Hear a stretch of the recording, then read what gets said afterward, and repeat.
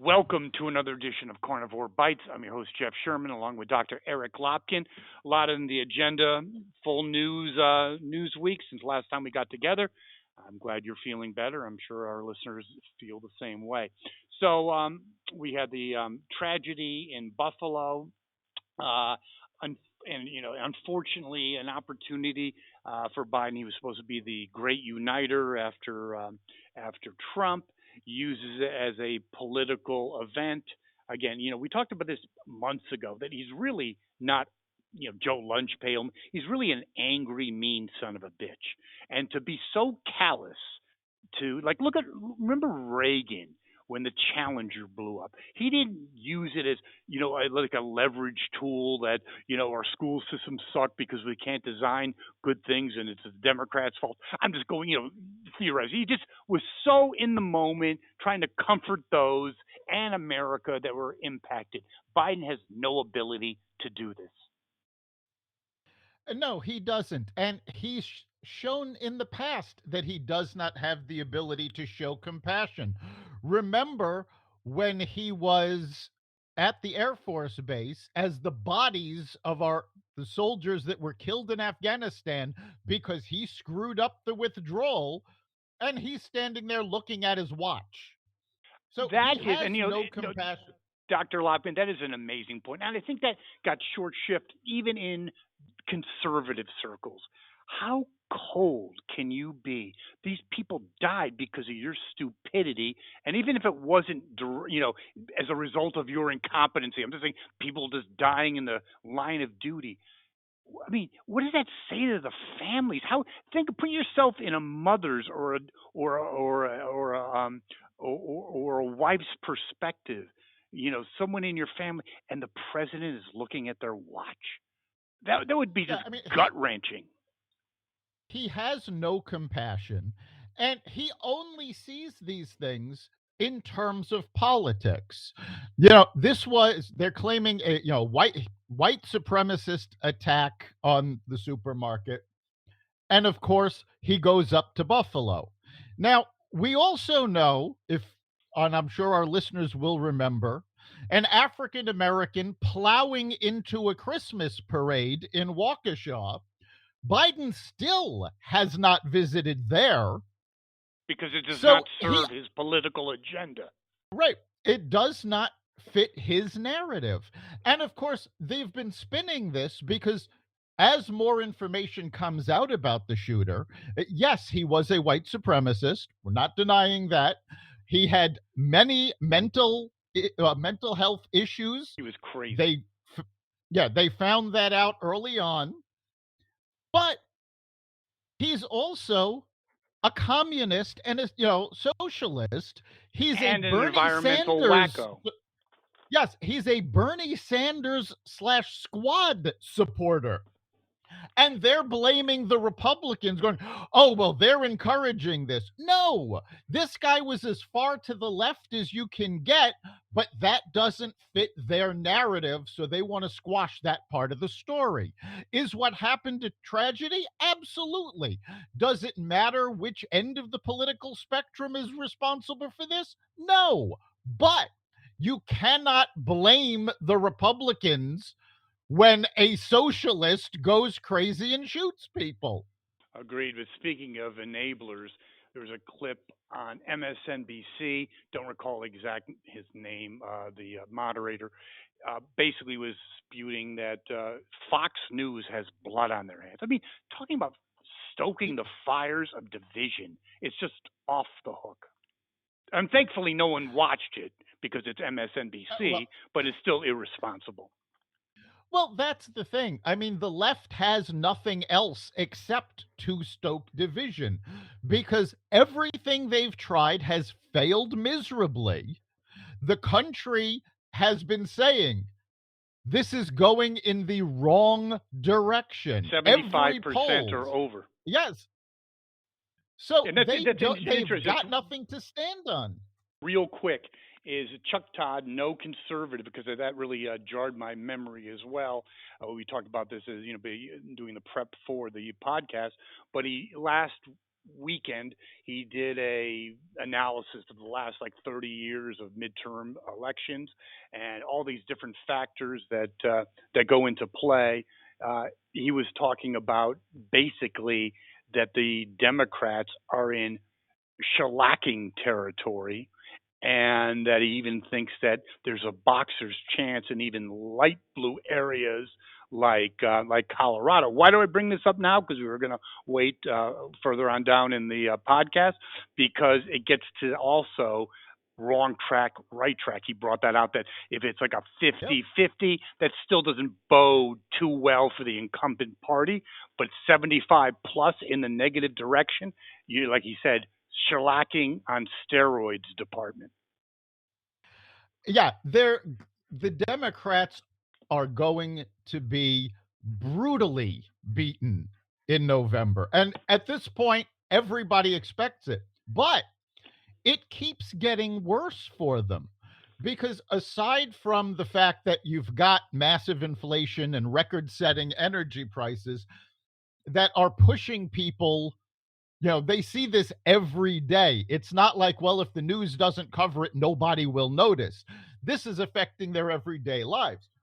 So they're already switching to vote for Republicans in massive numbers, especially among minorities.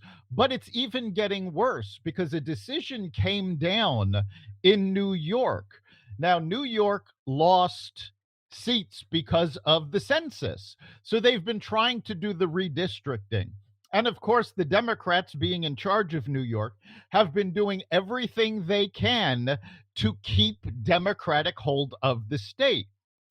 Well, a judge threw out the Democrats' redistricting, appointed a special master to do the redistricting.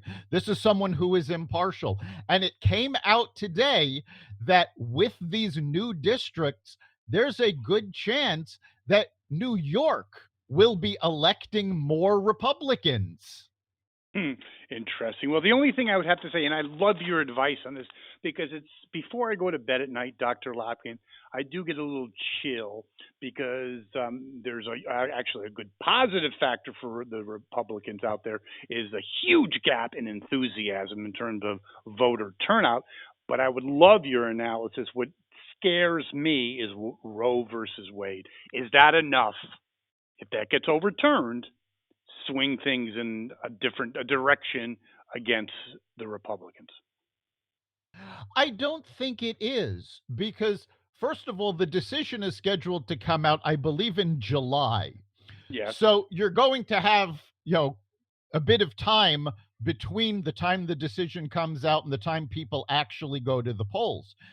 But what we've seen is that Roe v. Wade and the possibility of it being overturned actually raises enthusiasm equally on both sides. Because the people that want it overturned and don't want, the pro life contingent, they want to keep that. And they know if Roe v. Wade is overturned, then each of these state elections becomes more important because those are the folks who are going to be making that decision. Same thing for pro choice. They know those state elections are going to be more important. So I think you're going to see Roe v. Wade affect turnout positively. I think more people will turn out, but I think it's going to be pretty evenly split among pro life and pro choice. So it's not going to have that big a decision effect on the outcome. We'll see. I don't know. I certainly, don't hope so. The only thing that does scare me, you talk about July being so far off from the election. That's good and bad. If you had an October surprise, that's always, a cliche and usually does not bode well for the challenger. But if you have a decision in July, that gives, the left more than enough, the organized Soros left, more than enough opportunity to have a real organized, I'll use the term rebellion. Yeah, they do have it does give them the time to get organized, but it also gives them the time to calm down. When they see, "Oh, you know what? In my state, nothing has changed," you're going to see a lot of those people go, "Okay, well, it's not that important now." I think that's a very good factor. The only other thing before we leave this subject is one thing that could backfire on the Dems, because I think even moderates, independents, and even some Democrats have had it up to their eyebrows with the radical, crazy left. So if they take it too far, which you can almost count on, that could backfire as well. I call it the Vietnam effect. You know, watching the body count Yes. every night at 6 o'clock. Same thing. You know, you whatever cable news you're watching at this point, and you got whack jobs in the streets. It just goes, wow, this is just too much. Well, we are going to see that. I mean, several organizations on the left have already announced this is going to be the summer of rage, and they're going to be taking to the streets and probably being violent. I mean, you don't call it summer of rage if you're peacefully That protesting. ain't exactly So we Woodstock Summer of Love, is it? right. And that tends to backfire because people see the violence and they go, no, you want to have an opinion, that's great. You want to take it out on the poor store owner that happens to have a location where you're protesting? No, enough is enough. I agree. And the other factor I think is, yeah, abortion. That's a huge issue. Two things before we leave the subject. Number one, most people, myself included, are. I mean, I'm a pro-choice, but I'm not into killing babies. In other words, up to the But point of the actual birth or maybe after. I think that backfires. Chucky Schumer's bill. Most people, most Americans on both sides of the aisle would have a problem with up to the time of birth. yes, again, we've seen the polls. 80% of Americans are against late stage abortions, where 60% of all Americans are in favor of having the right to choose up until, the second trimester. So by trying to push it to make it absolute, and quite frankly, the same on the pro life, by trying to ban all abortions, you're actually turning people against you. If they came up with, quite frankly, a reasonable compromise, which the Missouri law that is being heard by the Supreme Court actually is a reasonable compromise, most people would be fine with that. It's when you go to the extremes of either you can always have one or you can never have one, that's when people turn against you. Excellent. Okay, moving on. I think pretty much of a bombshell, at least in my opinion. You have Jeff Bezos, who owns the Washington Post and a noteworthy liberal and contributor to Democratic campaigns and causes, attacking Biden, and along with Elon Musk. But now it just came out today, as we speak, this Wednesday, that Musk just came out and said next election he's voting Republican. This is further throwing sand, I mean, dirt on this half buried administration already. I mean, he is a, we talked about this like he could be the only lame duck before his second year in office. Your thoughts? Yeah, I mean, this isn't really surprising. And it's the mistake that the Democrats have been making all along. And it was completely foreseeable because if you take a look at states like California, New York, Connecticut, you saw, well, they raise taxes on the wealthy. They keep saying the wealthy aren't paying their fair share. Well, guess what? The wealthy folks are moving out, and you saw people leaving those states. This is the same thing. Even the most liberal of wealthy people can only take so much when you're saying they're not doing their share. It's their fault. At some point, they're going to say, you know what? Go screw yourself. I don't need to take this from you. And that's what you're seeing now with Bezos. And We Musk. know. Well, and Musk, yes. We know that it is not the fact that the wealthy are not paying enough taxes. And the simple fact of the matter is, anytime anybody claims it, they always talk about the tax rate. It's the percentage that they're paying. Why? Because the rich can be paying a lower tax rate, a smaller percentage of what they own. However, the amount that's actually being paid under that lower tax rate, in many cases, is more than most of us make in a year. So they are paying their fair share. They do. I believe the last statistics I saw, the top 1% already pays more than 50% of the taxes. And 50% of people How? pay no taxes. But I think it's even bigger than that. It goes to incompetency. It's not just about the math. It's when you have a president, at least a teleprompter reader, actually making the argument that raising taxes on corporate America will lower inflation. Hello, And welcome to the funny farm. that goes back to the fact that Democrats do not, especially on the far left, do not understand how businesses run. When you raise the minimum wage and businesses have to pay their employees more, when you raise the taxes on the businesses, these are costs. Well, when a business has to pay more to manufacture what they're making or to provide the service they're providing, that cost gets passed on at some point to the consumer. Of course, it's So it inflationary, but actually it's economics 101, Dr. Lopkin. A yes. president of the United who thinks we're that stupid to believe everything's white nationalist and voodoo, to quote George H. Bush, economics. I mean, it's almost insulting. I'm like a high school economics student would know more. Just common sense, genius.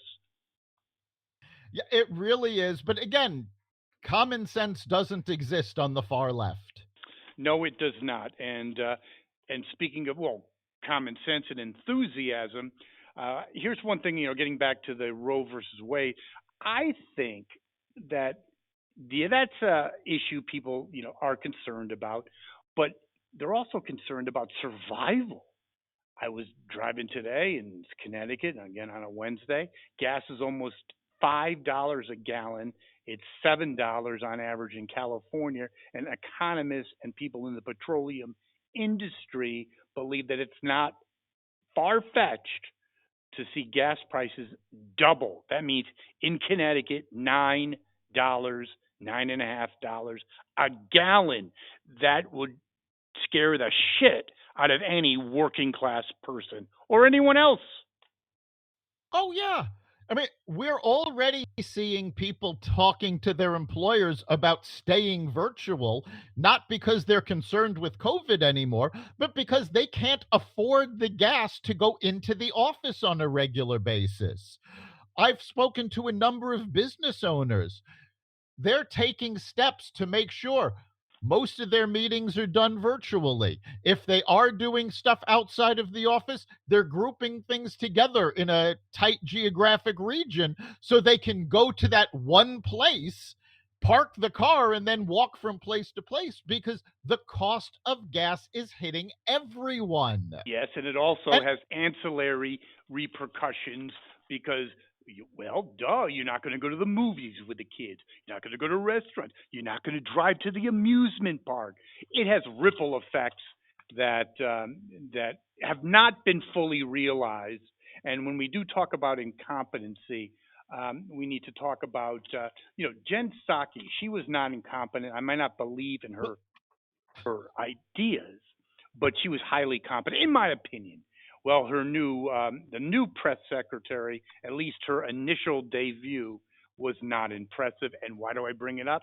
I'm not picking on her, but Jen Psaki was the great protector of an incompetent administration, at least a deflector. Without a barrier or a firewall like that, he could be in deeper shit. I don't know if that's possible. What's your thoughts, Dr. Lopkin? yeah, I don't know how much deeper he can get. He's in pretty deep right now. I am going to actually push back on the possibility that they're not completely incompetent. Because if you remember going back to the Obama administration was big on green energy too. And the Obama Secretary of Energy specifically said they were aiming to get gas at $7 a gallon so people would stop driving, so they would start turning to green energy. Honestly, I think the gas prices are, for the most part, a continuation of that policy. Let's make the American people so uncomfortable and so unable to afford gas that they start looking at where we want them to look. Now, we saw during the Obama administration that this actually does not work. When gas gets up to a certain amount, the oil companies will start drilling a lot, as much as they can, because it's very profitable at that point, which in turn pushes down the cost of gas. But Yeah, I still think there's a they degree of incompetency. I think it's a there's a combination of degree. both. Because here's what you're. I think that with the Biden administration, I think, and Obama, if you had an actual strategist, someone that actually had a brain, they would maybe have a long term incentivize companies. You don't have to punish people to make this happen. You can have a mini Manhattan project. Look at all the trillions we are pissing away. Why couldn't you incentivize, emerging technologies, these kinds of things? So I think it's a combination of both. I think it's a willingness to go green in spite of everything, almost like a kamikaze attack or approach, Yeah, and also incompetency. It's a good mixture of both. yeah, there's definitely a combination. I mean, nobody can claim the Biden administration is competent, but there are certain things they want to do that are bad for the American people, but they don't care. They have their agenda and they want to do this. Oh, well, I think it Yeah. transcends just gas. I mean, they're not Oh, that yeah. stupid. They have economists in the White House knowing spending 3 trillion on an already emerging economy is going to be inflation. But hell or high water, they wanted their socialist agenda instated, no matter what the costs were on the Well, so-called average people that they love so much.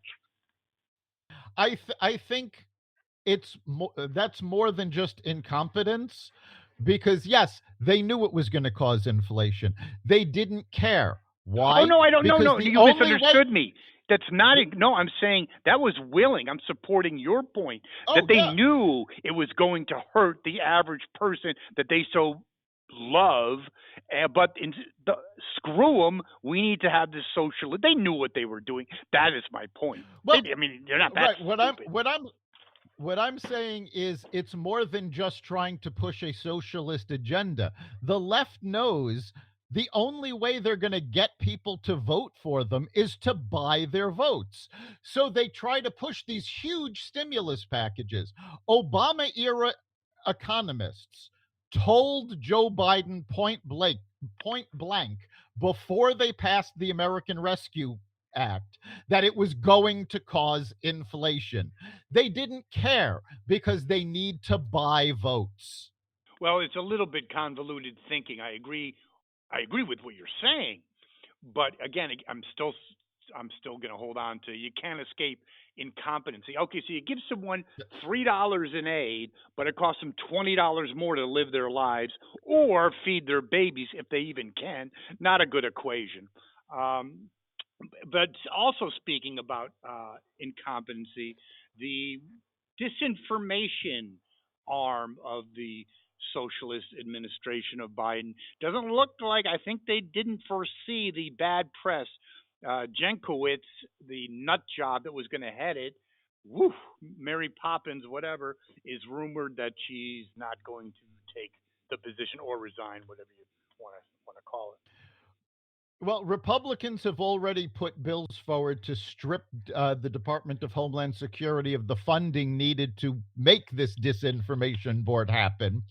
And let's face it, if the Republicans do capture both houses, Which they will. Biden's going to have a hard yeah, Biden's going to have a hard time defending the disinformation board. But I think it comes to the point where There is no prep work being done. Everything takes this administration by surprise. The backlash against the disinformation board took them by surprise. Inflation took them by surprise. Higher gas prices took them by surprise. The Taliban overrunning Afghanistan took them by surprise. The southern border took them by surprise. We keep hearing that over and over again. At this point, I think the sun rising every morning takes them by surprise. You're probably no. Actually, you know what really takes him by surprise? Biden having a coherent address in any forum that would truly take them by Well, surprise. that takes everybody by surprise. There. Well, speaking of taking people from for a surprise, someone that were scaring people, two people that really scare the shit out of me is Nancy Pelosi and our dear Senator Dick Blumenthal. Nancy Pelosi has a photo op, and you got to just pinch yourself and go, "What the f is going on here?" So we're in the middle of this hyperinflation. People are worried about putting gas in their tank, feeding their babies with formula, or even getting the formula. And she's got a picture of her going into some highfalutin retail establishment with obviously a limousine, flashing like a platinum American Express with $1,000 pantsuit. The thing we talk about all the time, getting back 2 weeks ago with Bernie going first class to rally for the socialist candidate and the senatorial candidate in PA. These people are so out of touch. They give a shit about you, I, or our listeners like you care about going to the moon. Yeah, it is a matter of being out of touch. It's like that's not a photo op. Now, I'm not saying she can't go shopping, Fine. but you don't bring the cameras around. It's bad optics. People are struggling going to pay for food, and she's going on a shopping spree. And this isn't the first time she's done this. She had a photo op showing off her Your $1,000 zero was kitchen called zero appliances. something fridge with like Yeah, $10 ice cream. I mean, but you see, it's real. It's not really. It's that's the circle these people travel in. They don't know, and they just pull up. The gas could be $10, $20 a gallon. What the hell do they care? right. And They're they go not to their they're little not filling up, vineyard so they don't parties. realize it. Agreed. And how about our esteemed? Oh God! And can you believe? Well, Help me! Help me! Help me! Dick They Dick say he's a Blumen shoe in for reelection. Blumenthal from the great state of Connecticut. Please help us. yeah, what Dick Blumenthal has done is criminal. Nancy Pelosi was just stupid, but Stupid, yeah. Blumenthal is actually criminal. Congress voted to give Intel tax subsidies so that they would build a manufacturing plant, I believe in Ohio, but anyway, in the United States. Now, I have no problem with Congress giving companies tax subsidies to have them bring more jobs here. That's fine. What Blumenthal did, however, it has come out that several days before the vote, which everybody knew was going to pass, he bought Intel stock, and not a little bit. The description that I heard was they splurged on buying Intel stock because they knew the stock was going to go up after the vote. That's called insider What trading. I think Martha it's called Stewart in spent yep, 6 months in jail yep. for something that was a bunch of bullshit. Martha Stewart went to jail for less than this. That's what I'm saying. This Yes. is, yeah, this is insider trading. It is absolutely illegal, and Blumenthal should have to go to jail at this point. But you and I know, and our listeners know, nothing's going to happen. If this was a Republican representative, they would be all over MSNBC.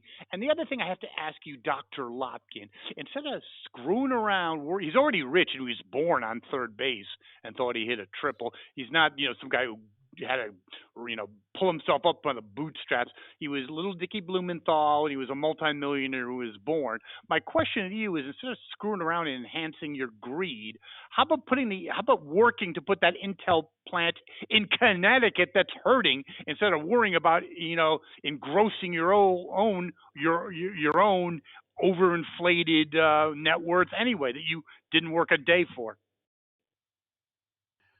Yeah, I mean, he's from Connecticut. He's supposed to be fighting for Connecticut. I'm not going to argue that he should have tried to get the plant moved to Connecticut. Um, it makes perfect sense why it would be in Ohio. It's I'm close just saying by facetiously, mining. yes. Yeah, I know, but it's close by mining facilities where they need to get their raw materials from. So it does make sense why they chose that location. Also, the fact of the matter is, things can be manufactured in Ohio more cheaply than they can in Connecticut, because Connecticut has all sorts of anti-business legislation and rules. That So Blumenthal yeah, I mean, contributed to yes, as when he Attorney was General. as attorney general, he chased businesses out of the state of Connecticut with his anti-business rhetoric, and he hasn't stopped that as senator. But I think the focus really needs to be, and this is actually something that's agreed upon by both the Republicans and the squad and the radical left, that Congresspeople and senators should not be allowed to trade stocks based on their knowledge. This needs to stop. They I go would after a business person if they're suspected of insider trading, and yet they go and do it on their own with impunity. Yeah, I would agree with that. And I was being facetious with the intel. The real question is, can you name me? You're a smart guy, Dr. Lopkin. Has he brought a chicken farm to Connecticut? How about a Oh, soft serve ice cream stand? Blumenthal A has Dairy not Queen. done anything to help the state of Connecticut. He has done everything to help the state of his career. Thank That's you. all he cares about. He's done more photo shoots than Johnny Depp. How does that sound? Yeah. He's never met a camera he doesn't love. No, he loves being in front of the camera. He loves being in front of the microphone. And yet he never speaks out about the anti Semitism in his party, the radical left basically destroying the Democratic Party. For all of Or that, he stays silent. how about the anti-Israeli movement in the Democratic Party? He's willing to talk about, Trump and this and that. I think, does he stand up for Connecticut or his or Jews or Israel? No, he really, unfortunately, is not going to stick this transaction. And he will probably be reelected, and maybe in the next 20 years he'll retire. A lot on the agenda today, Dr. Lopkin. A very energized show, I believe, and our listeners can input their suggestions, critique the show. Isn't that true, Dr. Lopkin? Yes, we'd love to know what you think. What's your opinion on what we're talking about? You can go to xvadio.com/connect and let us know. And of course, you can catch every episode of Carnivore Bites, as well as the rest of the Xvadio podcast network, at xvadio.com/podcasts, Apple Podcasts, Google Podcasts, Spotify, iHeartRadio, Stitcher, Audible, Amazon Music, and wherever you find podcasts. Thank you very much, Dr. Lopkin, and thank our listeners. We'll see you next time.